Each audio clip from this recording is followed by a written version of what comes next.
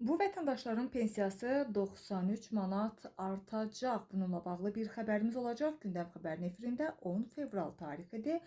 Belə ki, pensiyaların indeksləşdirilərək artırılması mövcud hüquqi mexanizmə uyğun həyata keçirilir və bu proses təxminən 1 milyon 100 min vətəndaşı əhatə eləyir.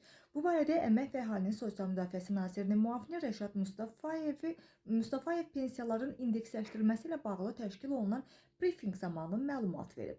Nazir müavini vurğulayıb ki, artım qanunvericiliyin tələblərinə əsasən icra olunur və o qeyd edib ki, yalnız pensiya məbləğləri deyil, eyni zamanda hazırda çalışan şəxslərin fərdi pensiyalarına yığılan pensiya kapitalı da 2026-cı ilin yanvarın 1-dən etibarən artırılacaq. Rəşad Mustafayevin sözlərinə görə pensiyaların indeksləşdirilməsi orta aylıq nominal əmək haqqının illik artım göstəricisinə əsaslanır.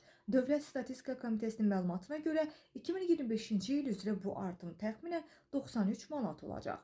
Nazir müavini vətəndaşları maraqlandıran əsas məsələlərdən birinin yanvar ayına düşən artımın ödəniş vaxtı ilə bağlı olduğunu da bildirib. Qeyd olunub ki, yanvar ayı üçün hesablanan artım fevral ayının pensiyası ilə birlikdə ödənilmiş olacaq.